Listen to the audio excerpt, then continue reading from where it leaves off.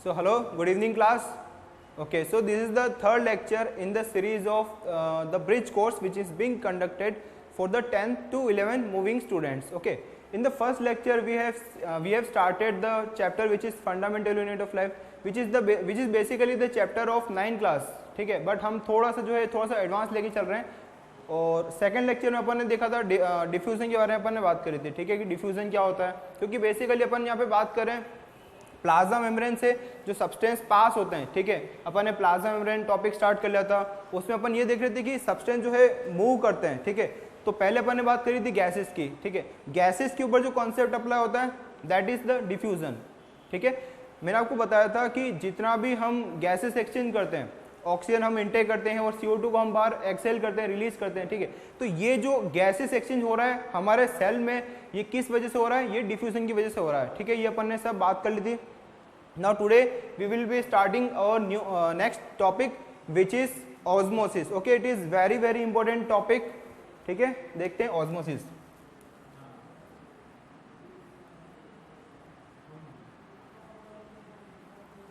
Osmosis, अब देखो, ठीक है, ये बहुत ही ज़्यादा इंपॉर्टेंट कंसेप्ट तो है नीट के हिसाब से, बट अगर अपन देखें तो एज ए बायोलॉजिकली भी ये काफ़ी सिग्निफिकेंस का बहुत ज़्यादा सिग्निफिकेंस है. ठीक है ना, देखो आपने नोटिस किया होगा कई बार ऐसा होता है कि जब हम हॉस्पिटल में एडमिट होते हैं किसी भी रीज़न की वजह से, जैसे हमारे हेल्थ खराब हो गई कुछ रीज़न की वजह से, ठीक है, फीवर हो गया या फिर कोई डिजीज होगी. ठीक है, तो जब भी अपन हॉस्पिटल में एडमिट होते हैं तो आपने नोट किया होगा कि जो डॉक्टर सबसे पहले हमें क्या करते हैं, सलाइन वाटर चढ़ाते हैं. ठीक है, हमें ऐसा लगता है, मतलब ठीक है, ग्लूकोज चढ़ा सकते हैं और मोस्टली जो है सलाइन वाटर भी वो चढ़ाते हैं. ठीक है, तो अब देखो यहाँ पे जो है डॉक्टर इमीडिएटली सलाइन वाटर जो प्रिस्क्राइब करते हैं उसका रीज़न क्या है, कभी सोचा आपने उसका क्या रीज़न है, क्यों सबसे पहले किसी भी टैबलेट को देने से पहले वो सलाइन वाटर स्टार्ट करते हैं. ठीक है, क्योंकि उसका एक बहुत इंपॉर्टेंट रीज़न होता है.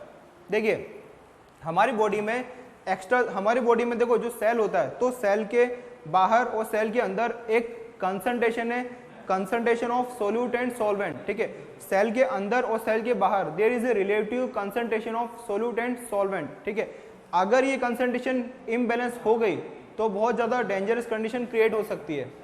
ठीक है, अगर सेल की बात करें तो सेल का एक्स्ट्रा सेलुलर एनवायरनमेंट और इंट्रा सेलुलर एनवायरनमेंट में सोल्यूट और सॉल्वेंट की एक पर्टिकुलर कंसंट्रेशन होती है.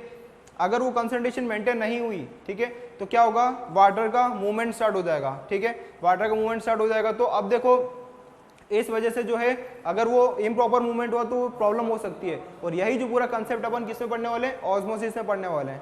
ठीक है ना, क्लियर है सबको. तो बेसिकली ऑस्मोसिस, देखो पहले अपन ने डिफ्यूजन पढ़ा था, तब अब ऑस्मोसिस डिफ्यूजन से डिफरेंट है या फिर ये वही चीज है. तो देखो ऑस्मोसिस के लिए अपन बोलेंगे it is also a type of diffusion.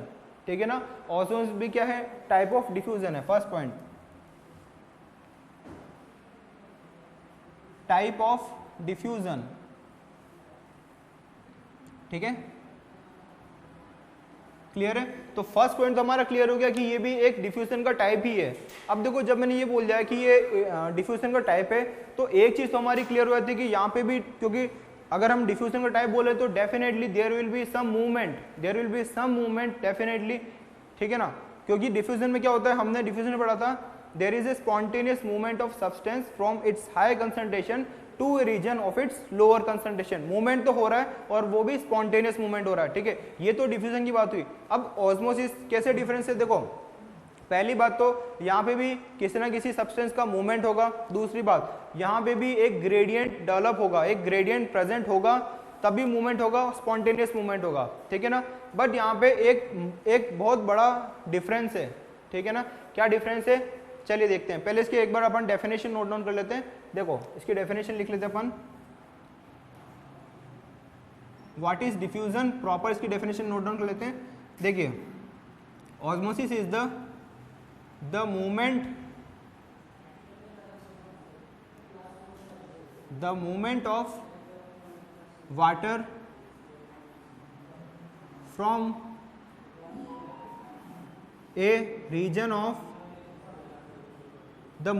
water from a region of its high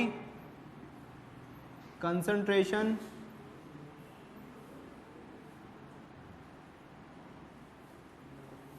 to a region of its low concentration.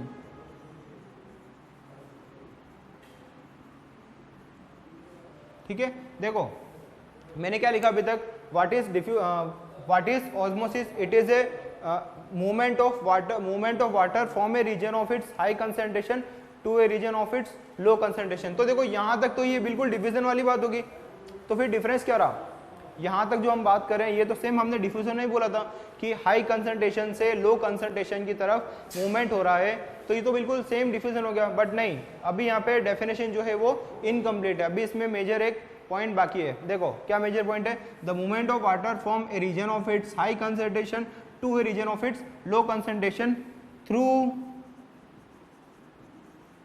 A semi permeable oblique selectively permeable membrane।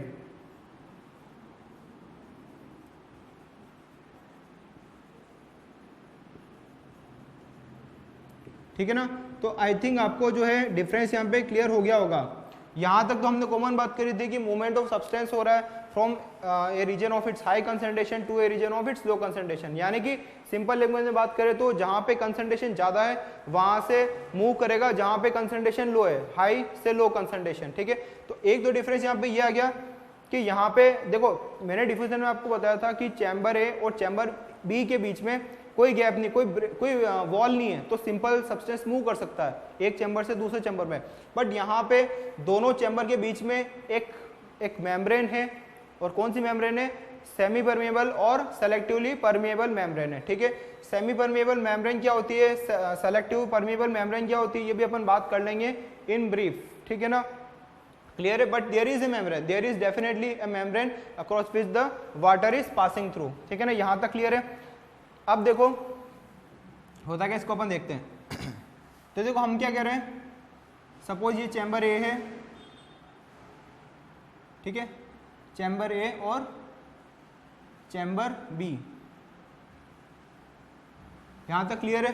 ठीक है, अब देखो सपोज चैम्बर ए के अंदर मैंने सोल्यूट डाल दिया, क्या सॉरी सॉल्वेंट इंसर्ट कर दिया मैंने। ठीक है, यहां पे सॉल्वेंट की कुछ कंसंट्रेशन है, क्लियर है। अब देखो अगर देखो अब यहाँ पे क्या है, यहाँ पे फिलहाल वॉल है। ठीक है, तो अब देखो इस वॉल को, अभी फिलहाल वॉल की बात करें तो ये कैसी होती है, ये इम्परमिएबल है। देखो एक फर्स्ट वर्ड होता है इम्परमिएबल, इम्परमिएबल का सिंपल सा मतलब है कि आप परमिएशन अलाउ नहीं, यानी कि अक्रॉस उसके थ्रू आप जा नहीं सकते हो। जैसे अगर मैं वॉल की बात करूं, so this wall will be impermeable. क्या मैं इस वॉल के उस साइड जा सकता हूँ, यहाँ से नहीं जा सकता ना, that will B impossible for me. ठीक है, तो ये वॉल क्या हो जाएगी यहाँ पे इम्परमिएबल, ये वॉल क्या हो जाएगी इम्परमिएबल हो जाएगी। ठीक है, जैसे अगर मैं नेक्स्ट बात करूँ तो सपोज ये गेट है, ठीक है, तो क्या मैं इस गेट से इजीली जा सकता हूँ, yes definitely I can go easily through this door, so this door will be permeable to me, freely permeable to me. ठीक है ना, ये मेरे लिए बिल्कुल फ्रीली परमिएबल है। ठीक है, तो परमिएबल और इम्परमिएबल आपके लिए क्लियर हो गया। अब देखो दो वर्ड बच रहे हमारे पास, सेमी परमिएबल और सेलेक्टिव परमेबल मेम्ब्रेन। ठीक है, तो देखो पहले हम समझते हैं सेमी परमेबल मेम्ब्रेन क्या होता है।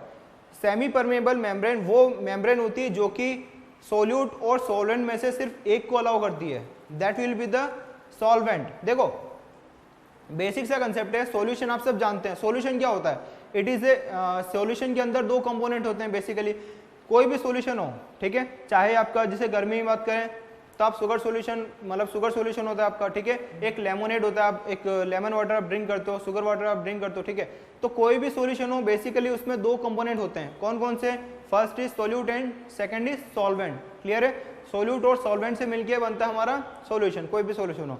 अब देखो सेमी परमेबल मेम्ब्रेन का फीचर क्या है, semi permeable membrane only, semi permeable membrane सिर्फ अगर हम बात करें तो सिर्फ एक कंपोनेंट को अलाउ करेगी, that will be the solvent. ठीक है, यानी कि सिंपल लैंग्वेज में अगर अपन बात करें, देखो चैम्बर ए और चैम्बर बी, अब देखो चैम्बर ए में एक, अरे सर क्या, इसको एक बार वो पॉज करके वापस कर दो, अरे बाद में करो, मेरे को सेम डिस्टर्बेंस होता है, बहुत डिस्टर्बेंस होता होगा, अभी 2 मिनट इसका मतलब। तो देखो चैम्बर ए और चैम्बर बी। अब देखो सपोज मैंने जो ये ब्लैक डॉट बना रखे हैं इसको आप अज्यूम कर लो that will be the solvent part, ठीक है, ये सॉल्वेंट पार्ट है। और देखो इसे मैंने सोल्यूट पार्ट भी ऐड कर दिया, बेसिकली ये अपना क्या हो गया, सॉल्यूशन हो गया, ठीक है। सॉल्यूशन में जो रेड डॉट मैंने बना रखे हैं that will be the solute part and the black dot will be the solvent part. देखो सोल्यूट जो रेड डॉट है वो क्या है, आपको सोल्यूट मानना है, और जो ब्लैक डॉट है उनको आपको क्या मानना है, सॉल्वेंट मानना है। क्लियर है यहाँ तक, ठीक है ना। तो बेसिकली हम कुछ नहीं, सिंपल चीज कर रहे हैं, एक चैम्बर लिया हमने, चैम्बर ए में हमने क्या डाला है, सॉल्यूशन डाला है। सॉल्यूशन के अंदर दो कंपोनेंट होते हैं, सोल्यूट और सॉल्वेंट, ये हम जानते हैं यहाँ तक। तो अब देखो चैम्बर बी की बात करें तो चैम्बर बी में ना तो सोल्यूट है ना सॉल्वेंट है। कंसंट्रेशन की बात करें तो जीरो है, सपोज अभी फिलहाल के लिए जीरो कंसंट्रेशन है, ठीक है। तो there is a concentration gradient, ठीक है। सोल्यूट की अगर टर्म में अगर अपन बात करें तो सोल्यूट की टर्म में बात करें तो देखो यहाँ पे चैम्बर ए में सोल्यूट की कंसंट्रेशन हाई है और चैम्बर बी में सोल्यूट कंसंट्रेशन जीरो है, या फिर अपन बोल सकते हैं लो है। क्लियर है ना। तो सोल्यूट की टर्म में बात करें तो हाई कंसंट्रेशन और यहाँ पे लो कंसंट्रेशन। अगर सॉल्वेंट की टर्म में बात करें तो भी यहाँ पे हाई कंसंट्रेशन है और यहाँ पे लो कंसंट्रेशन है। क्लियर है ना यहाँ तक, ठीक है। अब देखो ये जो मेम्ब्रेन है अभी फिलहाल तो ये कैसी है, इम्परमेबल, अभी तो ऐसे कोई अलाउ हो नहीं सकता। अब मैं इसको बना देता हूँ सेमी परमेबल, ठीक है, सेमी परमेबल मेम्ब्रेन। अब देखो सेमी परमेबल का मतलब क्या होता है, मैंने आपको बताया that it will only allow out of solid and solvent, it will only allow one component to pass through the membrane, ठीक है। सॉलिड और सॉल्वेंट में से ये सिर्फ एक को अलाउ करेगा, एक को अलाउ नहीं करेगा, यानी कि एक के लिए, देखो उसका नाम ही क्या लिखा हुआ है, सेमी परमेबल मेम्ब्रेन, यानी कि सेमी यानी कि सिर्फ एक को अलाउ करेगी, ठीक है। तो सॉलिड और सॉल्वेंट में से किसको अलाउ करेगी, ठीक है, सॉल्वेंट को अलाउ करेगी, डेफिनेटली ये सॉल्वेंट को अलाउ करेगी। क्लियर है यहाँ पे, ठीक है। तो देखो अलाउ क्या होगा यहाँ पे, सॉल्वेंट अलाउ होगा, देखो सॉल्वेंट यहाँ से पास होना स्टार्ट करेगा, ठीक है। तो अब देखो आपको यहाँ पे ध्यान रखना है कि आपको सॉल्यूट को मूव नहीं करा रहा है, ठीक है, आपको सॉल्यूट को मूव नहीं कराना है, सॉल्वेंट को मूव कराना है। तो सॉल्वेंट की जो कंसंट्रेशन है वो जब तक ये सॉल्वेंट जब तक मूव करेगा जब तक कि सॉल्वेंट की कंसंट्रेशन दोनों चैम्बर में बराबर नहीं हो जाए, और अगर अपन बात करें तो इक्विलिब्रियम अचीव नहीं हो जाए, ठीक है। जब तक इक्विलिब्रियम अचीव नहीं होता तब तक सॉल्वेंट की कंसंट्रेशन जो है वो सॉल्वेंट मूव करते रहेगा चैम्बर ए से चैम्बर बी में। ये सॉल्वेंट जब तक इधर जाएगा तब तक की कंसंट्रेशन दोनों में बराबर नहीं हो जाए, ठीक है। तो अल्टीमेटली होगा क्या, जितने जो पूरे चैम्बर इसमें सॉल्वेंट की कंसंट्रेशन बराबर हो जाएगी, यानी कि इक्विलिब्रियम अचीव हो जाएगा। खास बात यहाँ पे ध्यान देने वाली बात यह है कि यहाँ पे सॉल्यूट का कोई मूवमेंट नहीं हुआ है, ठीक है। सॉल्यूट का यहाँ पे कोई मूवमेंट नहीं हुआ है, सिर्फ सॉल्वेंट का मूवमेंट होता है, ठीक है। तो इसी को अपन क्या बोलते हैं, ऑस्मोसिस बोलते हैं। यही अपना ऑस्मोसिस है, यानी कि अगर एक चैम्बर ए है और चैम्बर बी है, दो चैम्बर है और दोनों चैम्बर अगर सेपरेटेड है through the semi permeable membrane और सेलेक्टिव परमेबल मेम्ब्रेन। देखो सेमी परमेबल का कंसेप्ट आप समझ चुके हो। अब सेलेक्टिव परमेबल मेम्ब्रेन क्या होती है, ये अपन बात करते हैं प्लाज्मा मेम्ब्रेन को लेके। जो हमारी प्लाज्मा मेम्ब्रेन होती है उसी को अपन क्या बोलते हैं, सेलेक्टिव परमेबल मेम्ब्रेन, ठीक है ना। क्लियर है।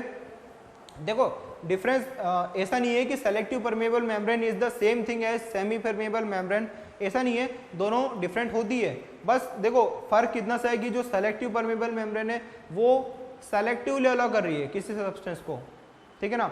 सेमी परमेबल मेम्ब्रेन ठीक है, हाँ जो है सोल्वेंट को अलाउ करेगी, लेकिन selective permeable membrane different substance में से सेलेक्टिवली अलाउ करेगी, किसी सब्सटेंस को अलाउ करेगी, किसी को अलाउ नहीं करेगी, तो वहाँ पे सेलेक्टिवली अलाउ करेगी, ठीक है ना। बट यहाँ पे भी जो है ऑस्मोसिस की रिगार्डिंग अगर बात करें तो सेम कंसेप्ट है कि जो वो सॉलिड और सॉल्वेंट में से प्लाज्मा मेम्ब्रेन किसको अलाउ करेगी, ओनली सॉल्वेंट को अलाउ करेगी, ठीक है ना। क्लियर है।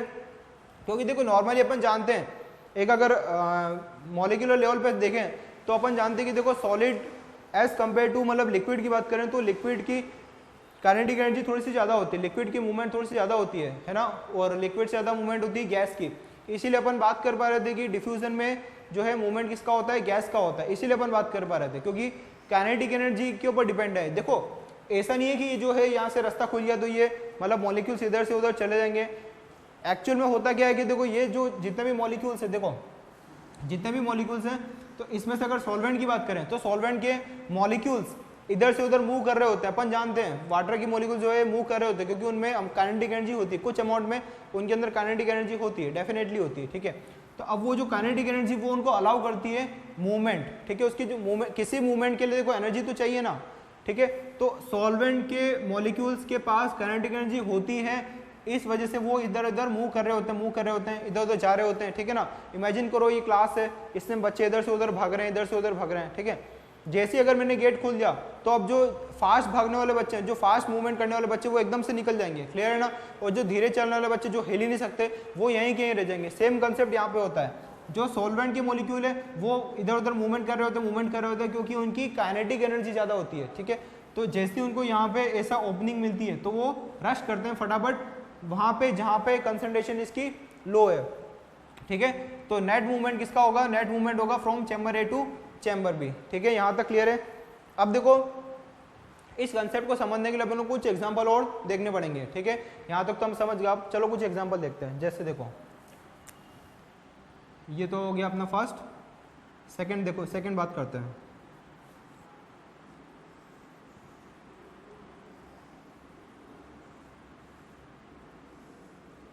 ठीक है, सेम यही चैम्बर है, चैम्बर बी अपना, क्लियर है। इसके बीच में क्या है, ये सेमी परमेबल मेम्ब्रेन है, क्लियर है ना, सेमी परमेबल मेम्ब्रेन है। अब देखो सेम मैंने यहाँ पे सोल्यूट ऐड कर रखा है, ठीक है, और यहाँ पे भी सोल्यूट ऐड कर रखा है, क्लियर है। रेड वाला क्या है अपना सोल्यूट है, ठीक है, वेट, और मैंने इसमें सॉल्वेंट भी ऐड कर रखा है, क्लियर है। अब देखो अगर आपको क्वेश्चन आता है, मान लो अगर आपको क्वेश्चन आता है, कंसंट्रेशन आपको दे रखी है, देखो सोल्यूट की बात करें तो देखो सोल्यूट की कंसंट्रेशन की बात करें तो सपोज यहाँ पे मैं हाई और लो के रेस्पेक्ट में बात कर रहा हूँ, तो सपोज यहाँ पे कंसंट्रेशन सोल्यूट की हाई है और यहाँ पे सपोज सॉरी यहाँ पे लो कर दो और यहाँ पे हाई कर दो, क्लियर है। तो सॉल्वेंट की कंसंट्रेशन यहाँ पे क्या हो जाएगी, सॉल्वेंट की कंसंट्रेशन अगर आपको दे रखी है, सॉल्वेंट की कंसंट्रेशन यहाँ पे क्या हो जाएगी, हाई हो जाएगी और यहाँ पे हो जाएगी लो, क्लियर है। अगर आपको इस तरीके का क्वेश्चन दे रखा है एग्जाम में, अगर आपको क्वेश्चन आता है कि आपको सोल्यूट और सॉल्वेंट की कंसंट्रेशन दे रखी है, क्लियर है ना, ठीक है, तो आपको देखना है कि अब मूवमेंट ऑफ वाटर कहाँ से कहाँ होगा, ठीक है। क्वेश्चन आपको दे रखा है movement of water will be, ठीक है, वाटर का मूवमेंट कहाँ से कहाँ होगा, ठीक है। तो सिंपल हमको फोकस करना है, देखो आपको सिंपल फोकस करना है, सॉल्वेंट के ऊपर फोकस करना है। अगर दोनों दे रखे तो ठीक है, अब सॉल्वेंट के ऊपर फोकस करो। सिंपल आपको देखना है हाई कंसंट्रेशन कहाँ है और लो कंसंट्रेशन कहाँ है। हाई कहाँ पे, चैम्बर ए में सॉल्वेंट की बात करें तो, और लो कहाँ है, चैम्बर बी में, ठीक है, सॉल्वेंट की बात करें तो डेफिनेटली यहाँ पे ग्रेडियंट डेवलप हो चुका है, क्लियर है। तो नेक्स्ट जो है सॉल्वेंट की मूवमेंट स्टार्ट हो जाएगी कहाँ से कहाँ, from chamber A to chamber B, because high concentration is in chamber A and low concentration is in chamber B. तो वाटर सिंपली मूव कर जाएगा, ए से बी में मूव कर जाएगा, हाई से लो में मूव कर जाएगा, ठीक है। तो यहाँ पर अपन क्या लिख देंगे, आंसर क्या हो जाएगा यहाँ पे, from A to B, A to B यहाँ पे नेट मूवमेंट होगी, ठीक है। चलिए कुछ और क्वेश्चन देखते हैं। देखो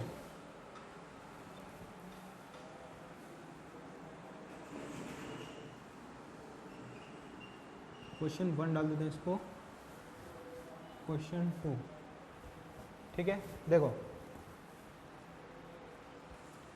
सेम वही चैम्बर ए है और ये हमारे पास चैम्बर बी है, ठीक है, चैम्बर ए और चैम्बर बी। अब देखो तो ये अपना हो गया सॉल्वेंट पार्ट, ठीक है, ये अपना हो गया सॉल्वेंट पार्ट। अब देखो अपन सोल्यूट ड्रॉ कर लेते हैं, यहाँ पे ये हो गया अपना सोल्यूट पार्ट, क्लियर है, यहाँ तक क्लियर है सबको। अब देखो चैम्बर बी में क्या है, तो चैम्बर बी में मैंने डाल रखा है, चैम्बर बी में मैंने डाल रखा है प्योर वाटर, प्योर वाटर, ठीक है। अब बताओ इसमें क्वेश्चन ये है, क्वेश्चन है इसमें movement of water will be, movement of water will be, clear है। अब बता सकते हो कोई, आप 1 मिनट आप ट्राई करो, ठीक है, आप वीडियो को पॉज करके ट्राई कर सकते हो, ठीक है, क्या मूवमेंट होगी? देखो क्वेश्चन देख लेते, क्वेश्चन क्या है आपका, चैम्बर ए है और चैम्बर बी में, चैम्बर ए में सोल्यूट और सॉल्वेंट दोनों हैं और चैम्बर बी में सोल्यूट नहीं है।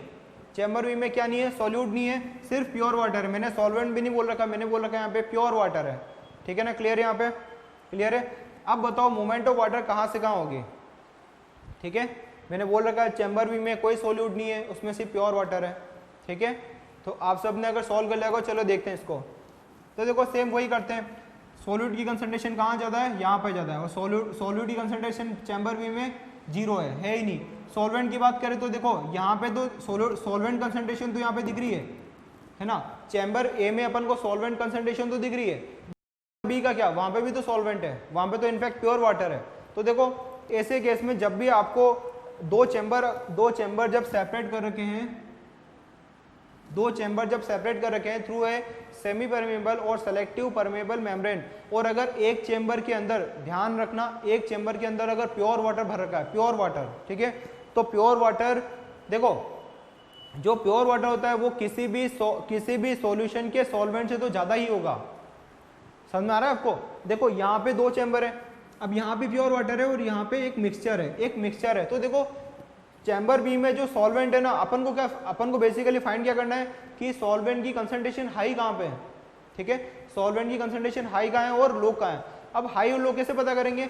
सिंपल सा कंसेप्ट है, अगर तो आपको कंसंट्रेशन दे रखी है तब तो ठीक है, अगर नहीं दे रखी है और अगर आपको बोल रखा है कि एक चैम्बर में प्योर वाटर है, तो प्योर वाटर बोलते ही समझ जाओ कि जो सॉल्वेंट की कंसंट्रेशन है वो चैम्बर बी में मैक्सिमम है, जहाँ पे प्योर वाटर है वहाँ पे मैक्सिमम है। ऐसा मैं क्यों बोल रहा हूँ? क्योंकि देखो एक तो सॉल्यूशन है, सॉल्यूशन के अंदर कुछ तो सॉलिड पार्ट होगा और कुछ तो सॉल्वेंट पार्ट होगा, और दूसरे चैम्बर में सिर्फ सॉल्वेंट है। तो देखो चैम्बर बी में पूरा का पूरा जो है सॉल्वेंट ने कवर कर रखा है, ठीक है, और चैम्बर ए में भले सॉल्वेंट कितना भी हो पर वो होगा तो इससे कम ही ना, क्योंकि कुछ पार्ट तो सॉल्यूट भी कवर करेगा।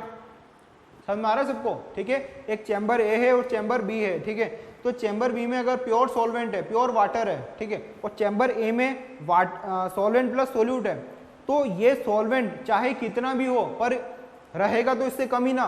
क्यों? क्योंकि यहाँ पे भले कितना भी हो पर कुछ तो सोल्यूट है, कुछ तो सोल्यूट है, यहाँ पे जीरो तो नहीं है, कुछ तो सोल्यूट है, यहाँ पे तो जीरो है, तो पूरा का पूरा सॉल्वेंट ने कवर कर लिया ना। तो इसीलिए हमेशा जब भी आपको अगर ऐसा क्वेश्चन आता है कि एक चैम्बर में सोल्यूट और सॉल्वेंट है, दूसरे में प्योर वाटर है, तो प्योर वाटर हमेशा मूव करेगा, हमेशा प्योर वाटर ही मूव करेगा, क्योंकि काइनेटिक एनर्जी हमेशा प्योर वाटर की ही मैक्सिमम होती है, हमेशा ध्यान रखना।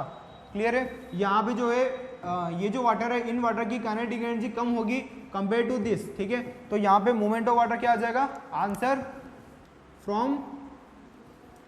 आ जाएगा यहाँ पे फ्रॉम बी टू ए। समझ आया सबको? इसमें और इसमें डिफरेंस समझ में आया? यहाँ पे आपको सोल्यूट और सॉल्वेंट की कंसंट्रेशन दे रखी है, तो आपने सिंपल निकाल लिया कि हाँ हाई सॉल्वेंट कंसंट्रेशन से मुझे जाना है, लो सॉल्वेंट कंसंट्रेशन पे मुझे जाना है। यहाँ पे आपको दूसरे चैम्बर में सॉल्यूशन नहीं दे रखा है, आपको प्योर वाटर दे रखा है, और प्योर वाटर की काइनेटिक एनर्जी जो होती है मॉलिक्यूल्स की, वो हमेशा ज़्यादा होगी सॉल्वेंट से कंपेयर में, ठीक है, कोई भी सॉल्वेंट हो उससे ज़्यादा ही होगी। तो आपको प्योर वाटर दिख जाए तो आंख बंद करके आपको मूवमेंट करा देनी है वहाँ से दूसरे चैम्बर में, ठीक है, तो B2A मूवमेंट होगा। क्लियर है? अब देखो नेक्स्ट क्वेश्चन देखते हैं, क्वेश्चन 3।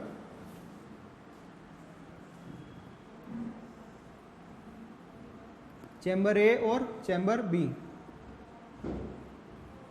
ठीक है, सेम वही कंडीशन अपनी सेम है। अब देखो तो यहाँ पे मैंने आपको सोल्यूट की कंसंट्रेशन दे रखी है, देखो मैंने आपको यहाँ पे सोल्यूट की कंसंट्रेशन दे रखी है, सोल्यूट कंसंट्रेशन मैंने आपको यहाँ पे दे रखी है। सपोज यहाँ पे है 10 मिलीग्राम पर लीटर, ठीक है, और यहाँ पे सपोज 20 मिलीग्राम पर लीटर, ठीक है।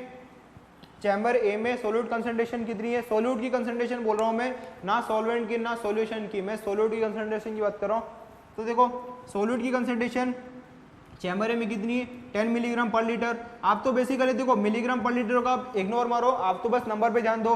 10 है चैम्बर ए में, सोल्यूट की कंसंट्रेशन कितनी है? 10। चैम्बर बी में सोल्यूट की कंसंट्रेशन कितनी है? 20। तो अगर मैं बात करूँ हाई और लो के टर्म में, तो हाई कंसंट्रेशन कहाँ हो जाएगी? यहाँ पे। लो कंसंट्रेशन यहाँ पे हो जाएगी। अब बताओ मूवमेंट ऑफ वाटर कहाँ से कहाँ होगा? मूवमेंट ऑफ वाटर कहाँ से होगा, मूवमेंट। पहली बात तो क्या यहाँ पे सॉल्यूट मूव करेगा, नहीं, डेफिनेटली यहाँ पे सॉल्यूट मूव नहीं करेगा। क्यों? क्योंकि ये ऑस्मोसिस है, ऑस्मोसिस में सेमी परमेबल और सेलेक्टिव परमेबल मेम्ब्रेन सिर्फ एक को अलाउ करती है, दैट इज द सॉल्वेंट। तो मूव तो यहाँ पे डेफिनेटली सॉल्वेंट ही करेगा। अब देखो सॉल्वेंट की कंसंट्रेशन तो हमको दे ही नहीं रखी है, सॉल्वेंट की कंसंट्रेशन तो आपको गिवन ही नहीं है, तो फिर यहाँ पे हम कैसे मूव कराएंगे, हमको तो पता ही नहीं ना सॉल्वेंट कितना है, कैसे मूव कराए, क्या सॉल्यूट को मूव करा दें, नहीं। तो हमको यहाँ पे करना क्या है, देखो मैंने क्या बताया था, आपको क्या देखना है, सॉल्वेंट की कंसंट्रेशन देखनी है कि कहाँ हाई है और कहाँ लो है, हाई कंसंट्रेशन से लो कंसंट्रेशन पे मूव करा देना है। अब देखो अगर आपको इन केस आपको सॉल्वेंट की कंसंट्रेशन नहीं दे रखी है तो भी याद करो मैंने आपको बताया था that a solution, any solution is composed of two components, first component is the solute part and second component is the solvent part, ठीक है ना। एक सॉल्यूशन जो होता है वो सॉल्यूट प्लस सॉल्वेंट से मिलके बनता है, क्लियर है। तो उसमें एक कंपोनेंट होता है सॉल्यूट पार्ट और दूसरा कंपोनेंट होता है सॉल्वेंट पार्ट। तो देखो यहाँ पे देखो आप देख सकते हो जब भी अगर सॉल्यूट की कंसंट्रेशन लो है कहीं पे, अगर सॉल्यूट की कंसंट्रेशन लो है तो उस चैम्बर में सॉल्वेंट की कंसंट्रेशन क्या हो जाती है, हाई हो जाती है, ठीक है। यहाँ पे देखो जब भी सॉल्यूट की कंसंट्रेशन हाई होती है तो सॉल्वेंट की कंसंट्रेशन क्या हो जाती है, लो हो जाती है। यानी कि सिंपल से हिसाब है, अगर ए और बी मिलके सी बना रहे हैं, ठीक है ना, ए और बी मिलके सी बना रहे हैं, दूसरे में भी ए और बी मिलके सी बना रहे हैं, तो अगर ए की कंसंट्रेशन लो होती है तो डेफिनेटली बी की कंसंट्रेशन हाई हो जाएगी, होगी कि नहीं होगी।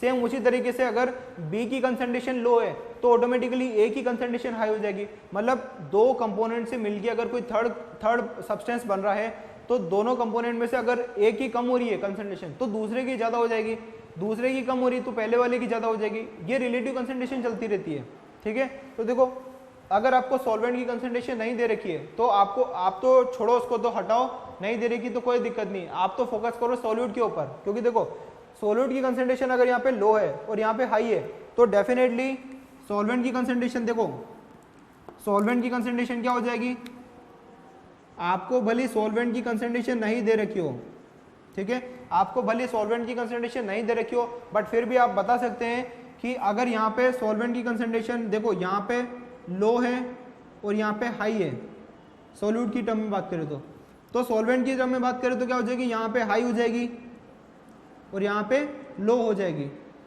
होगी कि नहीं होगी। अगर यहाँ पे सॉल्यूट, ये देखो ये वाला पार्ट सॉल्यूट प्लस सॉल्वेंट से मिलके बना हुआ, अगर सॉल्यूट कम है तो सॉल्वेंट ज़्यादा हो जाएगा, तो सॉल्यूट कम है तो सॉल्वेंट ज़्यादा हो गया। उसी तरीके से ये वाला पार्ट भी सॉल्यूट प्लस सॉल्वेंट से मिलके बना हुआ है, अगर सॉल्यूट ज़्यादा है तो सॉल्वेंट कम हो जाएगा, सॉल्वेंट कम हो जाएगा, बस आगे आपके पास आंसर। अब आप बता सकते हैं इजीली कहाँ से कहाँ ट्रैवल करेगा, हाई टू लो, यानी कि ए से बी की तरफ वाटर जो है मूवमेंट करेगा। समझ में आया सबको, ठीक है ना। एक लास्ट स्टेप देख लेते हैं, क्वेश्चन का एक लास्ट स्टेप देख लेते हैं। देखो लास्ट स्टेप बच रहा अपना,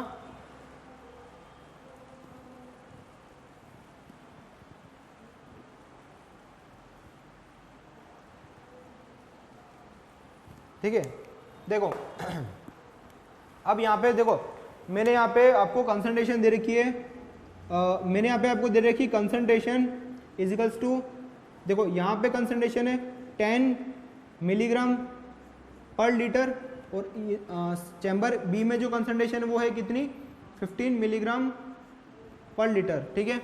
अब देखो मैंने यहाँ पे सिर्फ आपको कंसंट्रेशन दे रखी है, ना मैंने आपको सोल्यूट बोल रखा है ना सॉल्वेंट बोल रखा है, ठीक है। कंसंट्रेशन दे रखी है, मैंने ना सोल्यूट बोला ना सॉल्वेंट बोला। अब बताओ मूवमेंट किसका होगा। पहले तो बात यह आती कि देखो ये जो कंसंट्रेशन दे रखी है किसकी कंसंट्रेशन है, ये सॉल्यूट की है या सॉल्वेंट की है, हमको तो पता ही नहीं, वहाँ पे कुछ लिख नहीं रखा। आपको सिंपल कंसंट्रेशन दे रखी है, चैम्बर ए की कंसंट्रेशन एंड चैम्बर बी की कंसंट्रेशन, क्लियर है। तो कैसे सोल्व करें इसको, देखो सिंपल सी चीज़ है कि जब भी आपको ऐसे कंसंट्रेशन दी जाती है तो वो हमेशा आपको अगर स्पेसिफिकली मेंशन नहीं करते हैं तो आपको मान के चलना है वो that is it is asking for the solute, ठीक है। अगर कंसंट्रेशन दे रखी है तो वो किसकी बात कर रहा है, वो सॉल्यूट की बात कर रहा है, ठीक है ना। क्लियर है सबको, सॉल्वेंट मत कर देना until and unless it is specifically asking that for, clear है सबको। तो आपको यहाँ पे कंसंट्रेशन भी किसकी मान के चलनी है, it will be the solute concentration, ठीक है। अब सॉल्यूट कंसंट्रेशन आपके पास आ गई है, अब तो आप आंसर कर ही लोगे। तो यहाँ पे लो कंसंट्रेशन, यहाँ पे हाई कंसंट्रेशन, तो सॉल्वेंट की कंसंट्रेशन क्या हो जाएगी, सॉल्वेंट की यहाँ पे हो जाएगी हाई और यहाँ पे low. So that will be the answer, the water will move from chamber A to chamber B, chamber A से चैम्बर बी में वाटर मूव करेगा। आई होप ये पूरा ऑस्मोसिस का कंसेप्ट आपको क्लियर हो गया होगा, ठीक है ना, क्लियर है सबको, ठीक है, इसको नोट डाउन आप कर लेना। चलिए कुछ और कंसेप्ट देखते हैं ऑस्मोसिस में।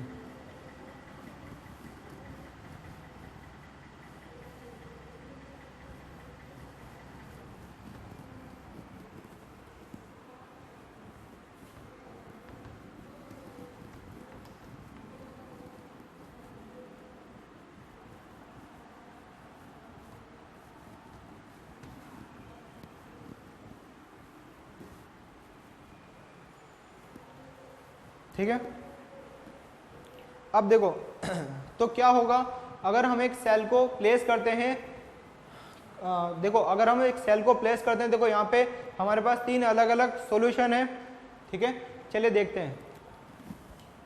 When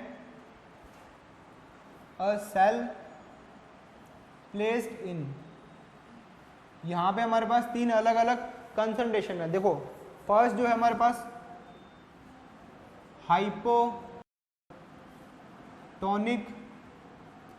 solution, hypotonic solution. देखो ये बहुत इंपॉर्टेंट कंसेप्ट है, ध्यान रखना इसका, ये आपके आने वाले टाइम में आगे मतलब 11th क्लास में भी आपके कंसेप्ट आएगा, ठीक है, पूरा का पूरा चैप्टर है आपके इस कंसेप्ट के ऊपर बेस्ड, ठीक है ना। तो देखो हमारे पास 3 तरह के सॉल्यूशन होते हैं, अभी अपन फर्स्ट स्टेप के सॉल्यूशन की बात करें, that is the hypotonic solution. अब देखो तो इसमें जो हाइपो होता है, पहले समझते हैं ये बोल क्या रहा है, ये क्या है, हाइपोटोनिक सॉल्यूशन होता क्या है। देखो हाइपो का मतलब होता है लो, ठीक है, हाइपो मीन्स लो, क्लियर है, और टॉनिक का मतलब होता है, टॉनिक वर्ड अपन यूज करते हैं कंसंट्रेशन ऑफ सोल्यूट, यहां तक क्लियर है। हाइपोटोनिक वर्ड अपन जो हाइपोटोनिक वर्ड है, हाइपोटोनिक में hypo means low and tonic means concentration of solute, ठीक है ना, कंसंट्रेशन ऑफ सोल्यूट, ये ध्यान रखना। तो हाइपोटोनिक सॉल्यूशन का मीनिंग क्या हो गया, यानी कि ये ऐसा सॉल्यूशन है जिसमें सोल्यूट की कंसंट्रेशन सॉरी, ये एक ऐसा सॉल्यूशन है जिसमें सोल्यूट की कंसंट्रेशन लो है, ठीक है। तो अब आप समझ चुके होंगे अगर सोल्यूट की कंसंट्रेशन लो है तो डेफिनेटली यहाँ पे सॉल्वेंट की कंसंट्रेशन क्या हो जाएगी, हाई हो जाएगी। मैंने अभी भी आपको बताया था अगर सोल्यूट लो है तो सॉल्वेंट क्या हो जाएगा, हाई हो जाएगा, क्लियर है यहाँ पे, ठीक है। तो देखो क्या हो रहा है यहाँ पे, ठीक है, ये सपोज हमारा बीकर है और ये सेल है सपोज, ठीक है। अब देखो बात करें a cell is placed in hypotonic solution यानी कि लो सॉल्यूशन। अब देखो यहाँ पे जो सोल्यूट है वो मैंने बाहर ड्रॉ किया है और बाहर देखो ये जो ये ना ये सेल के बाहर की कंसंट्रेशन, इसको ध्यान रखना, ये सेल के अंदर की बात नहीं कर रहा है, ये सेल के बाहर की बात कर रहा है। तो अंदर जो है लो सोल्यूट है, लो सोल्यूट, और we can say hypotonic solution, clear यहाँ तक। अब देखो अगर यहाँ पे लो है सोल्यूट तो सेल में डेफिनेटली सोल्यूट क्या है, ज़्यादा है, सेल में सोल्यूट क्या है, ज़्यादा, हाई सोल्यूट कंसंट्रेशन, क्लियर है ना। अगर सेल के बाहर सोल्यूट की कंसंट्रेशन लो है तो सोल्यूट की कंसंट्रेशन हाई कहाँ हो जाएगी, सेल के अंदर हो जाएगी। अब देखो सोल्यूट की कंसंट्रेशन यहाँ पे लो है तो डेफिनेटली सॉल्वेंट की कंसंट्रेशन यहाँ पे क्या हो जाएगी, हाई हो जाएगी, ठीक है, होगी कि नहीं होगी, मैंने अभी आपको बताया। अगर सोल्यूट की कंसंट्रेशन कहीं पे लो है तो वहाँ पे सॉल्वेंट की कंसंट्रेशन हाई हो जाएगी, ठीक है। और यहाँ पे अगर सोल्यूट की कंसंट्रेशन हाई है सेल के अंदर तो सॉल्वेंट की कंसंट्रेशन क्या हो जाएगी, लो हो जाएगी, ठीक है। तो अगर अपन देखो, अगर अपन ऐसे लिखते हैं कि कंसंट्रेशन कहाँ ज़्यादा है, देखो intracellular,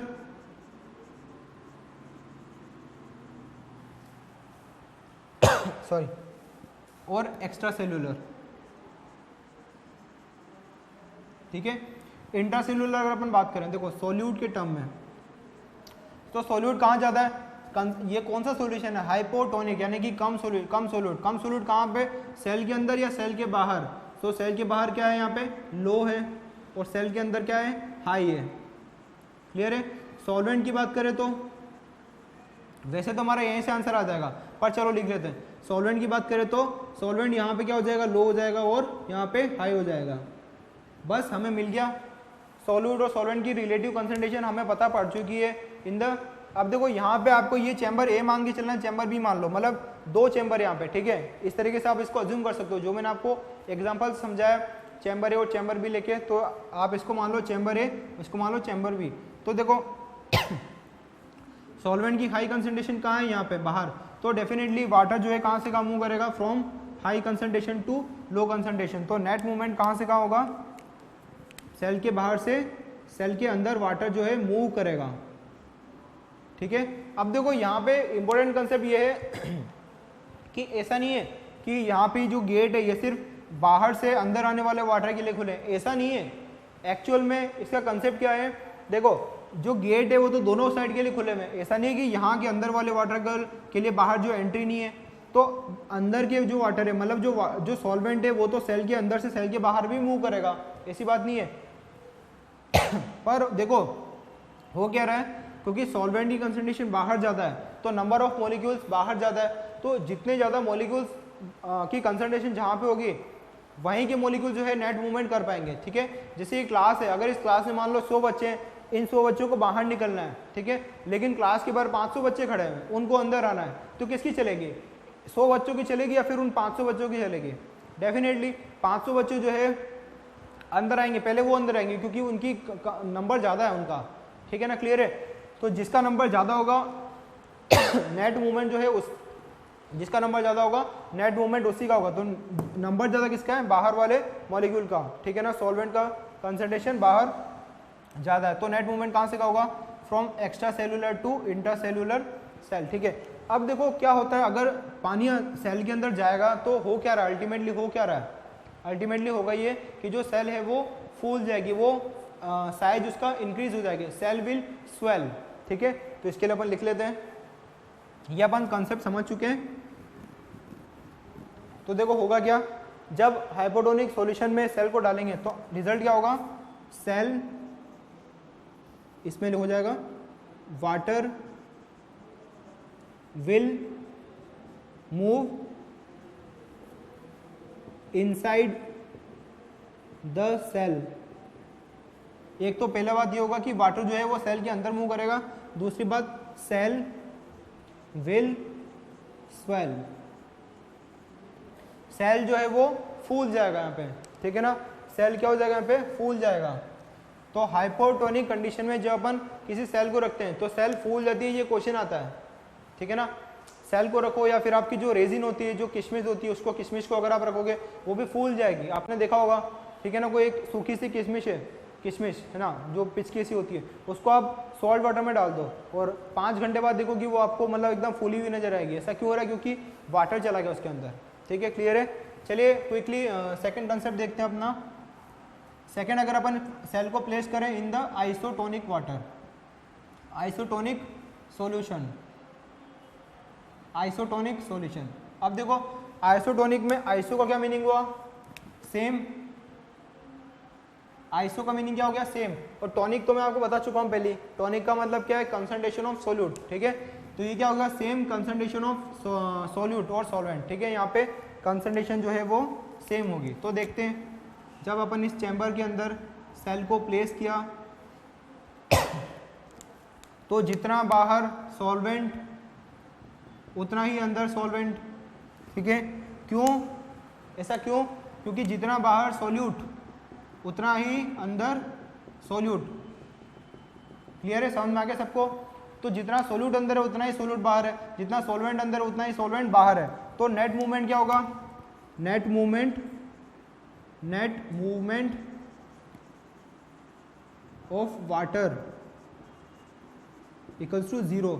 net movement of water क्या हो जाएगी, 0, क्योंकि सॉल्यूट, ठीक है ना, यहाँ पे कंसंट्रेशन जो सेम है, तो cell size will remain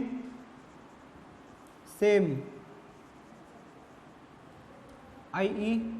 no change, कोई चेंज नहीं होगा यहाँ पे, ठीक है, क्लियर है सबको? ओके, तो सेल में कोई चेंज नहीं आएगा, मतलब ऐसा नहीं कि वाटर मूव नहीं करेगा, वाटर तो मूव करेगा, बाहर से अंदर जाएगा, अंदर से बाहर भी जाएगा, बट नेट मूवमेंट जो है इसकी जीरो हो जाएगी। नेट मूवमेंट का मतलब कि अल्टीमेटली वाटर जो है कहाँ से कहाँ गया, तो कहीं भी नहीं गया वाटर, वाटर जहाँ का था वहीं का वहीं रहा है। Let's see the third condition, that is the when a cell is placed in hypertonic solution, hypertonic solution, ठीक है। देखो अब यहाँ पे हाइपर का मीनिंग क्या हो जाएगा, देखो अगर यहाँ पे लो है, यहाँ पे सेम कंसंट्रेशन है, हाइपर का मीनिंग क्या हो जाएगा, हाई, हाई, और ये तो है हमारा कंसंट्रेशन ऑफ सोल्यूट, ठीक है। तो क्या होगा जब सेल को प्लेस करते हैं अपन एक ऐसे सॉल्यूशन में जिसमें सोल्यूट की कंसंट्रेशन हाई है, यहाँ पे ध्यान रखना ये टॉनिक का मतलब सोल्यूट की बात कर रहा है ना कि सॉल्वेंट की, ठीक है। तो सोल्यूट की टर्म में बात करेंगे। अब देखो अपन एक चैम्बर में प्लेस कर देते हैं सेल को, ठीक है, तो इसके अराउंड जो है सॉल्यूट की कंसंट्रेशन क्या है, हाई है, तो यहाँ पे हाई कंसंट्रेशन हो जाएगी सोल्यूट की, ठीक है, हाई कंसंट्रेशन हो जाएगी सोल्यूट की सेल के बाहर, और अंदर हो जाएगी कम। तो इसी के रिगार्डिंग सॉल्वेंट की कंसंट्रेशन अंदर क्या हो जाए, बाहर क्या हो जाएगी, कम, और अंदर क्या हो जाएगी, बहुत ज़्यादा। क्लियर सबको, ठीक है ना। तो देखो अगर अपन बात करें यहाँ पे intra cellular and extra cellular,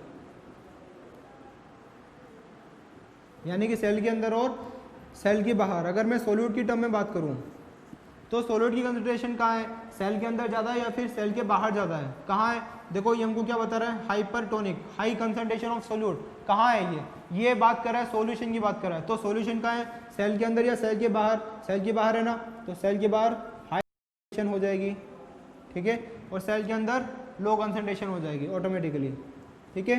अगर अपन सॉल्वेंट की टर्म में बात करें तो सॉल्वेंट की टर्म में बात करो तो जस्ट इसका अपोजिट हो जाएगा, high concentration to low concentration. बस डाटा आ गया हमारे पास। अब हम बता सकते हैं कि वाटर कहाँ से काम मूव करेगा, from high solvent concentration to low concentration, यानी कि intra cellular to extra cellular. तो जो वाटर है, जितना भी जो सेल के अंदर एक्स्ट्रा वाटर है वो अंदर से बाहर आ जाएगा इस तरीके से, ठीक है ना, क्लियर है, समझ में आ रहा सबको। तो देखो अल्टीमेटली होगा क्या, जो सेल है वो इस तरीके से पिचक जाएगी, ठीक है, ठीक है ना। वाटर विल मूव फ्रॉम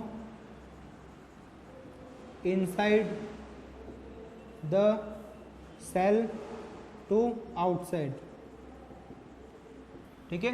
जब वाटर सेल के अंदर से सेल के बाहर मूव करेगा तो सेल क्या हो जाएगा, cell will shrink, shrink, cell क्या हो जाएगा, श्रिंक हो जाएगा। श्रिंक का मतलब क्या है,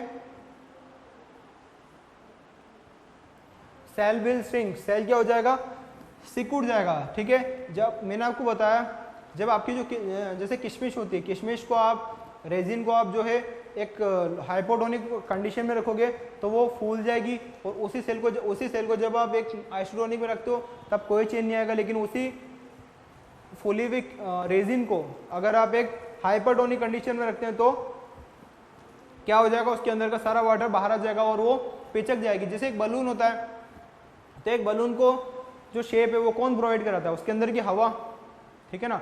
एक बलून के अंदर अगर अपन हवा भरते हैं तो उसकी एक शेप बन जाती है, ठीक है। जो भी उसकी हार्ट है या फिर वो जो भी एक वो स्नेक जैसी है या फिर वो जो आपकी लट होती है, ठीक है, तो डिपेंड करता है, जो भी उसकी शेप होगी वो उसकी शेप प्रॉपर आ जाएगी। बट ये किस पे डिपेंड कर रहा है, उसके अंदर जो हवा भरी आ रही है, ठीक है। तो उसी तरीके से जो सेल होता है, सेल की अंदर का अगर वाटर बाहर आ गया तो वो कैसी हो जाएगी, पिचक जाएगी, ठीक है ना, सेल विल श्रिंक। तो हाइपोटोनिक में रखेंगे तो सेल विल स्वेल, आइसोटोनिक में रखेंगे तो the size will remain same, and if the cell is placed in the hypotonic condition then cell will shrink, ठीक है ना। क्लियर है सबको, समझ में आया सबको, ठीक है, ओके। चलो आज के लिए यही एंड करते हैं, that's all for today, okay, चलो गुड बाय।